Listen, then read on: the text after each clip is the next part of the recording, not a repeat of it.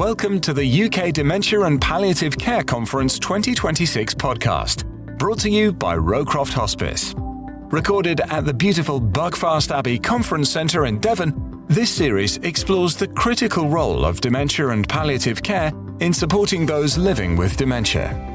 Across these episodes, we'll be sharing expert insights, real-life experiences, and innovative approaches to improving care. Thanks for tuning in. Let's get started. Okay, I'm Sherriff. I'm the academic lead for dementia at the University of Plymouth. I spend a lot of my time away from the place. So because Jeremy's put some wonderful slides up about data, about half of my talk's gone. Now, when I say that again, you go, oh, you ready? He's taken half of my slides away. Oh. No, come on. Right. Never doubt that a small group of thoughtful, committed people can change the world. Indeed, it's the only thing that ever has. You are those people today, okay? So when you go away from here, are you going to make a difference? Yes. No. And then that ain't going to do, all right? That sounds like Thursday night in the Glasgow Empire. You ready? And I'm not Billy Connolly. Okay, so I'm going to ask that now. Are you going to make a difference? Yes. Bit more, come on. Are you going to really, really make a difference? Yes. Thank you. Okay, my next slide. This is me, okay? Do you want to take part in a bit of research? It won't cost any money, so I want everyone... Hello. You're dreading this, aren't you? I want you to look at the person next to you. Just have a good look at that person. You can look at Jeremy. Come on, have a look at Jeremy. Okay? Keep looking, stare into their eyes. Do you know, the last time I did this, 4 people actually got into a couple and got married. No, they didn't, no. Okay. Now, let's have a look. Who can I pick on? Sir, you're nervous, aren't you? Yeah. So, what did you see when you looked into that person's eyes? Well, I've seen them before. Do you want to tell me where? No, that's... Oh, right. Okay. What did you see when you looked in that person's eyes? Someone friendly. Friendly? And a stranger. Oh, right. Okay. Let's move among... hello. What's your name? Henrietta. Really? That's a lovely name. What did you see when you looked into that person's eyes? Kindness and a blue eye. Wow. Anybody ever said that to you before? Yes. Do you want to tell me who? Let's go up here. Oh, let's pick on... What about you? What did you see when you looked in that person's eyes? I saw a smile. Sorry? A smile. A smile. A friendly face. Who's at the back here who's really dreading me talking? Hello, sir. How are you? I'm very well. What did you see when you looked in that lady's eyes? Yes, money. Money. Our organisation gives out grants. Oh, right. Well, yeah. Do you know each other well? Right. Okay, let me just go to the front. I won't... who did you look at? Oh, I did look at this lady over here, but she's just looking at her phone. Oh, no. Looking at her phone when I was talking? With a short glimpse. Right, okay. That was it. Okay, let's take that from the absurd now. Why did I do that, do you think? Well, when you look at a person, and I'm talking about people living with dementia, they're unique, they're special, and there'll never, ever be another person like that person you've just seen today. And I want you to think about that when you start talking to people with dementia or talking about them or actually working with them. They are unique, they're special, they're individual human beings. And the other thing is they have a past, a present, and a future. And if you understand those 3 things, you can actually help get in contact with that individual. And I'll prove it to you. Shall I? Oh, thank you. Right. For my first 25 years of my life, I spent playing with aeroplanes at 30,000 feet. So I have a love of aeroplanes. And if one flew over now, I'd be out in the garden looking at it going, yes, it is. He's at 30,000 feet, etc., etc. Well, I was in a hospital not too far away from here. I'm not allowed to say the name, but it's in the Sherriff part of Plymouth. Anyhow, So I saw a nurse in a ward. You know, they've got these electronic boards, haven't they? You know, and it says Mrs. Smith, blah, blah, blah. And I said to her, who's that lady over there? And she went, and she looked at the board, Mrs. I don't know. Anyhow, so I said, come with me. And there was this little lady, she must have been in her 90s then, and she was down, all cuddled up like a little thrush. And I just said to her in her ear, Den, what does it feel like to hear 4 Rolls-Royce engines purring away? And her face lit up. And the nurse looked at me, said, how did you do that? What is that about? I said, well, I know her background. I would have dearly loved to fly the aircraft that she's flown in, or actually took part in. She flew Lancasters, she flew Spitfires, goodness knows what else. She was a ferry pilot at the end of the Second World War. I was very privileged to be in that person's company. We couldn't communicate verbally, but we actually touched each other through sound and vision. So what I'm saying to you is that there are ways of contacting, talking to people living with dementia, understand their past. You can then talk to them about the future. Does that make sense? Thank you. Right, I'll just go on to mine. Before I go on to my next slide, I've got some solutions here. I wrote them down last night. Does anybody heard of DPAC? You were supposed to say no. Right, has anybody heard of DPAC? No. Oh, thank you, I can talk now. Basically, it's a 4-year study we've just completed where we put dementia support workers in GP practices. And they were in North Devon, Manchester, and the South Asian community near Manchester.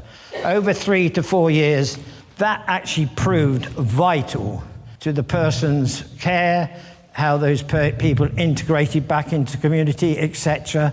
Actually, the dementia support worker doing the yearly reports on the individual, and that person had an anchor to go to in that GP practice. So I'm hoping that when we finally publish the first set, that we will send it to you, okay? What's your address? I'll send it to you, okay. And the other thing is, you're talking about instant diagnosis, or we want more diagnosis. I did a terrible thing 18 months ago. I metaphorically got into bed with my Chinese colleagues in Nangfang in Guangzhou province in China and suggested that we use their skills of AI. And I'm hoping at the end of this month, we will then kickstart that program. We brought their president and vice president over to the United Kingdom. They came down to Plymouth. They liked what they saw, a bit like the Braun advert, and they liked what they saw and they wanted to buy it.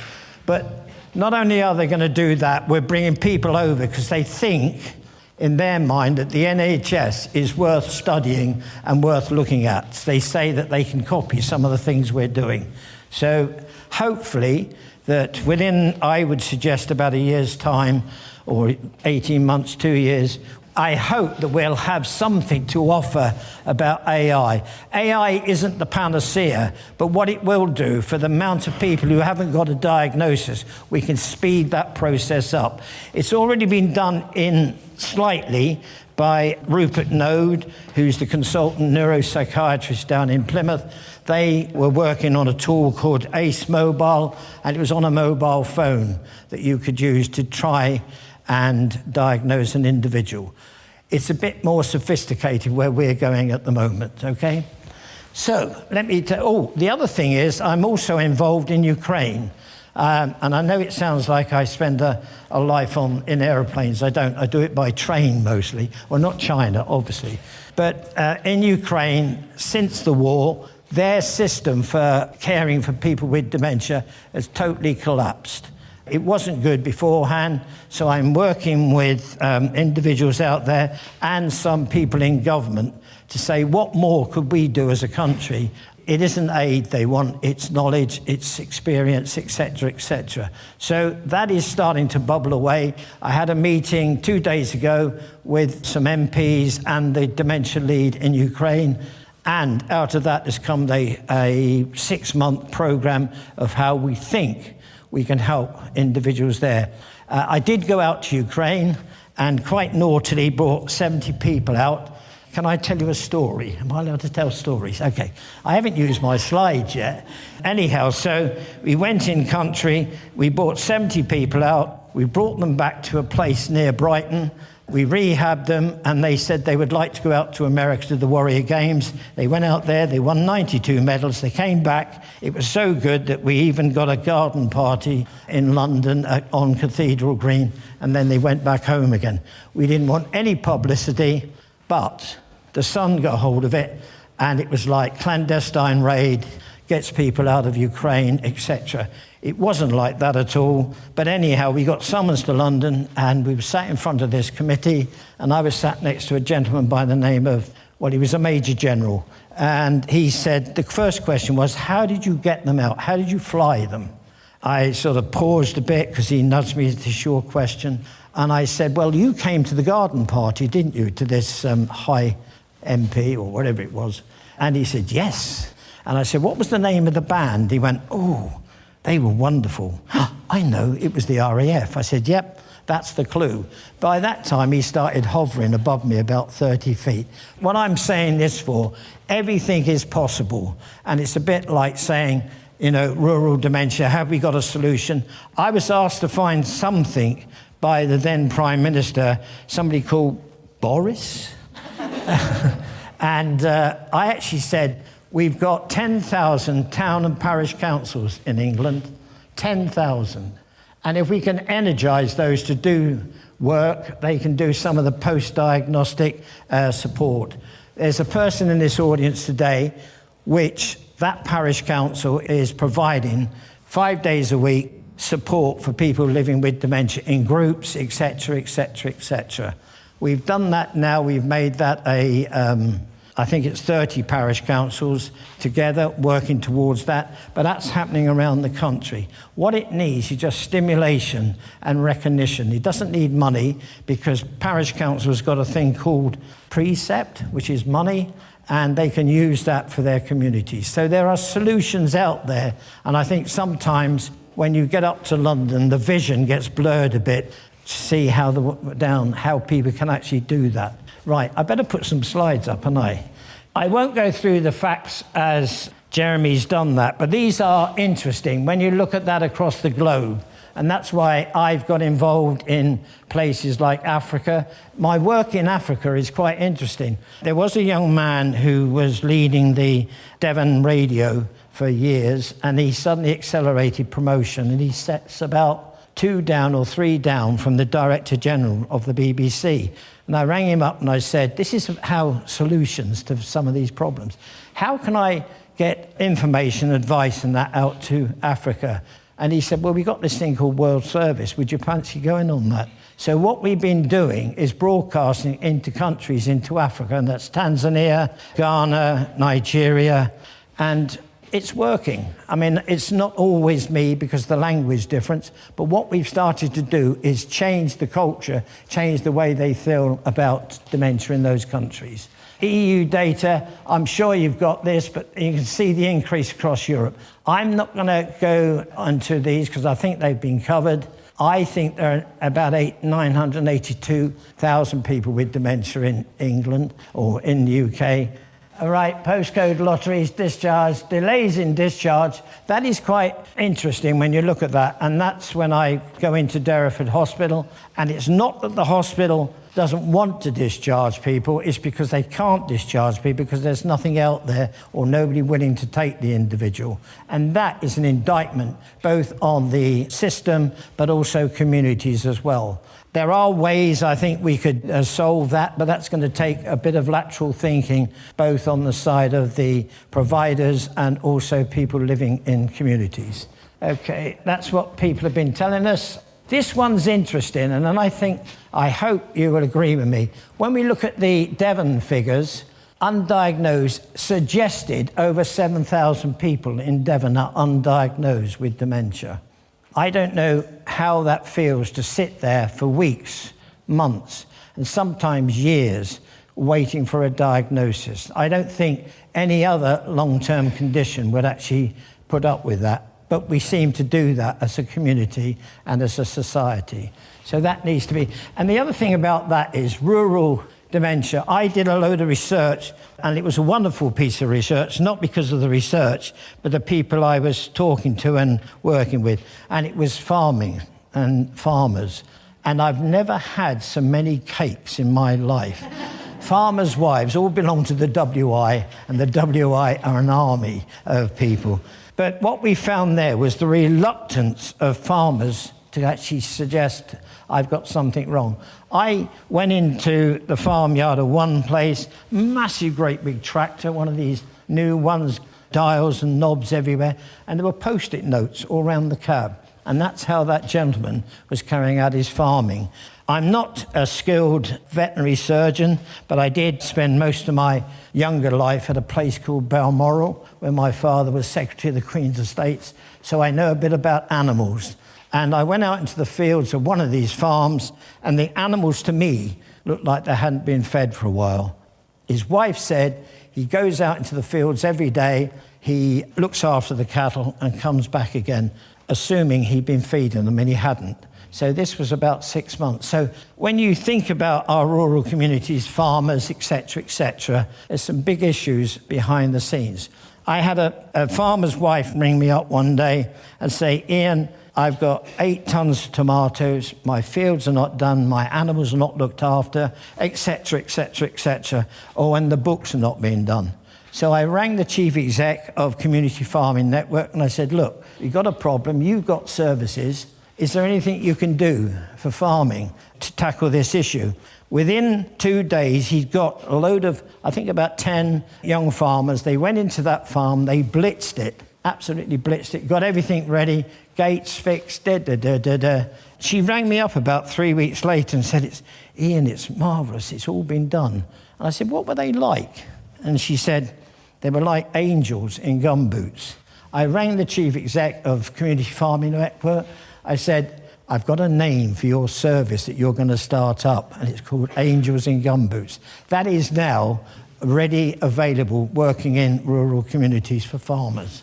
Okay, so one of the challenges I was given about 2 years ago was dentistry and people living with dementia getting their dental issues sorted.